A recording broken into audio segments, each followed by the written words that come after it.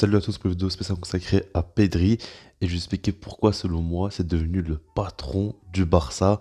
Alors ça peut vous paraître un peu bizarre pour certains peut-être, mais en tout cas moi je pense vraiment que cette saison Pedri est devenu le patron de l'équipe et donc je vais expliquer pourquoi, mais ça c'est mon avis. Après, ça va dire dans les commentaires si vous êtes d'accord ou non avec moi.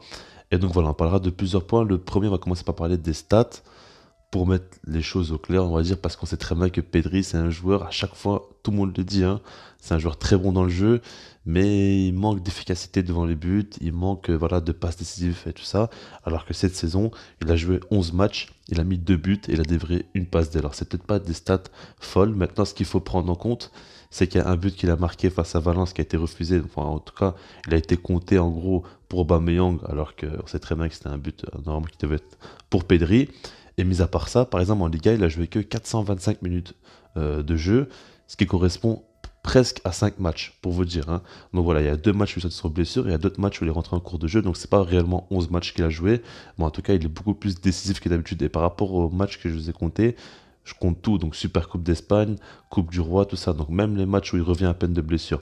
Donc c'est pour ça que pour moi, franchement, c'est assez impressionnant. Et après, mis à part ça, il y a beaucoup de passes clés qu'il nous fait, et de passes vraiment qui cassent des lignes.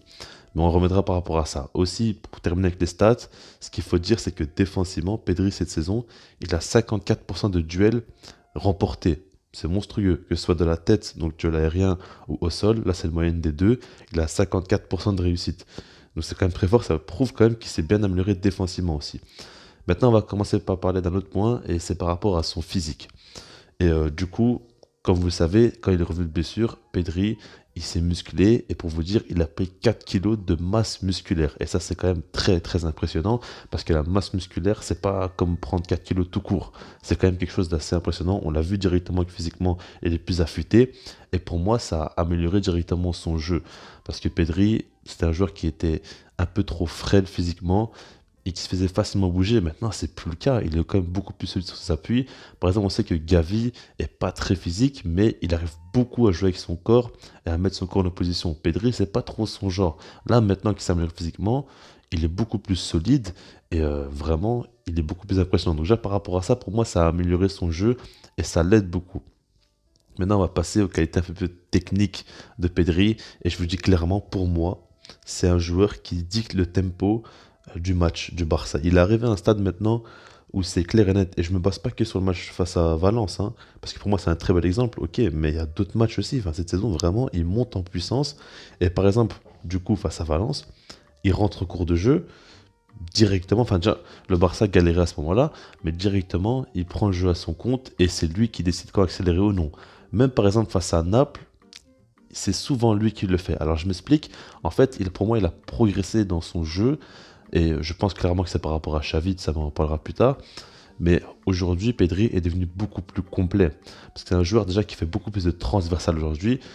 On le voit, hein, au Barça, il y a très peu de joueurs qui le font. Lui, il le fait beaucoup. Il n'hésite pas à changer les ailes. Et quand on sait que, par exemple, Xavi, comme je dis tout le temps, les ailiers collent la ligne. Donc, du coup, ils essayent d'écarter un maximum le bloc. Si tu peux avoir un joueur comme Pedri qui peut donc faire des belles transversales, ça aide énormément parce qu'on sait très bien aussi que le Barça aime beaucoup compacter beaucoup de joueurs sur la même zone pour pouvoir combiner.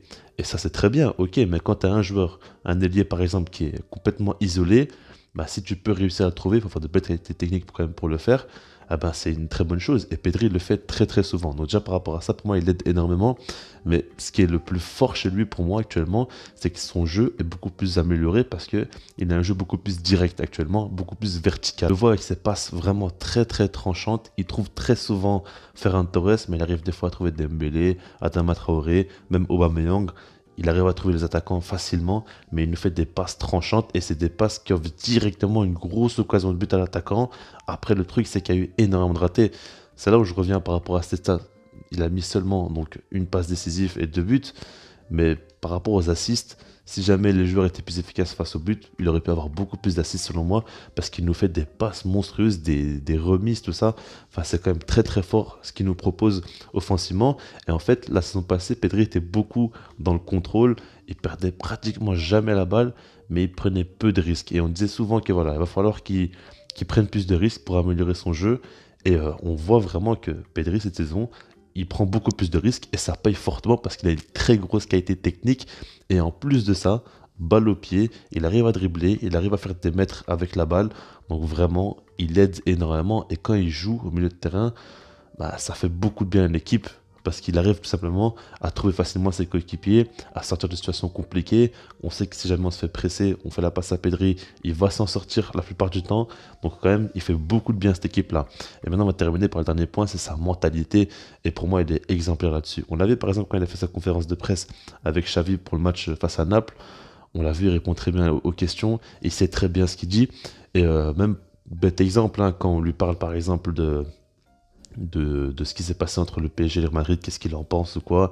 Il dit clairement qu'il n'est pas là pour en parler. Ça peut vous paraître bête, mais un gamin de 19 ans qui a directement les idées aussi claires et qui est là tout simplement à parler comme un leader, pour moi, c'est pas rien. Même par exemple, comme face à Valence, quand on le voit, il est là à faire des signes en mode il replace les joueurs, il crie un petit peu sur les joueurs, tout ça. D'habitude, Pedri, il fait pas ça. Cette année, vraiment, on sent qu'il a une grosse prise de confiance. Et pour moi, c'est dû notamment à l'Euro et au JO qu'il a fait. Ça l'a fait passer clairement un cap. Et en fait, j'ai eu peur parce qu'après ça, il a eu une blessure qui est arrivée assez rapidement, puis une rechute. Je me suis dit peut-être que ça ne servira à rien. Enfin, en tout cas, que la dynamique va repartir. Mais au final, non, on sent vraiment qu'il a passé un cap aujourd'hui, Pedri, et qu'il a beaucoup plus confiance en lui, ce qui fait qu'il dit beaucoup plus aux autres ce qu'ils doivent faire. Et il gère vraiment le milieu de terrain. Et l'équipe même du Barça, pour moi, c'est devenu le patron de l'équipe. Je vous dis clairement, et c'est certainement le joueur le plus fort de notre effectif à l'heure actuelle. Pedri, il est vraiment monstrueux. Alors beaucoup de gens vont penser à son âge, oui, il est très jeune. Oui, c'est peut-être pas lui forcément le plus fort. Moi, je vous dis, à l'heure actuelle, celui qui crée le plus de différence au Barça, c'est Pedri. Et vraiment, il m'impressionne énormément. Moi, je crois beaucoup, beaucoup en lui, mais je trouve que déjà à l'heure actuelle, il a un niveau très impressionnant.